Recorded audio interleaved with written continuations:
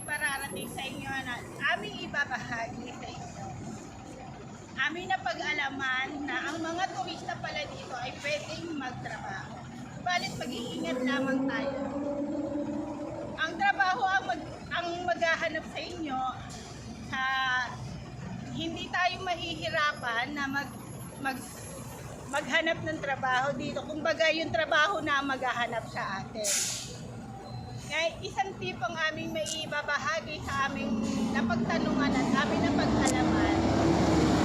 Sa single entry ng tourist visa natin is 59 days. Sa 59 days, at gusto nyo pang mag-stay dito, bibigyan pa kayo ng plus additional na 90 days. Subalit, ang mahihirapan na po kayong makabalik dito sa bansang South Korea dahil sa immigration malalaman na nila na tayo ay nagtrabaho dito. So isang tip ang aming maibibigay na mas better na 1 month lang tayo dito and then balik tayo ng Pilipinas. After a month, balik ulit tayo dito at mabibigyan na kayo ng 90 days. Sa 90 days, so mahaba-habang panahon na makakapagtrabaho tayo dito. Actually, nandito kami.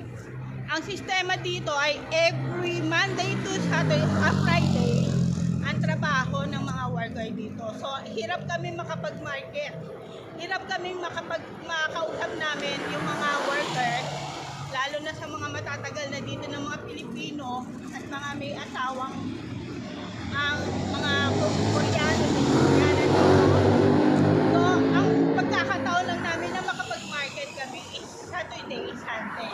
Balit yung Saturday, inilalaan namin sa pagsamba namin. And then night time, nakakapag-market kami. And then pinabukasan, samba ulit. Ayun, makakapag-market kami. So marami kami nakakausap dito mga Pinoy, sa mga foreigner, na marami nagtatanong din ng mga Koreano na kung paano mag-invest sa Pilipinas. So maganda rin mag-market dito. At hindi nasasayang yung panahon natin kasi yung Monday to Friday, makakapagtrabaho tayo. So, isang tip yun. So, ang sahuran naman dito ay umaabot ng 100,000 to 200,000, lalo na kung tayo ay masipag.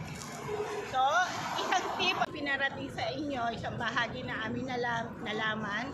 Kasi sa iba-ibang bansa na aming napuntahan, napakahigpit, mahirap. Unlike dito sa Korea, na pwede tayo makapagtrabaho as a tourist visa at hindi mahigpit, kumbaga hindi stricto. Unlike sa other country, hindi talaga tayo makakapagtrabaho.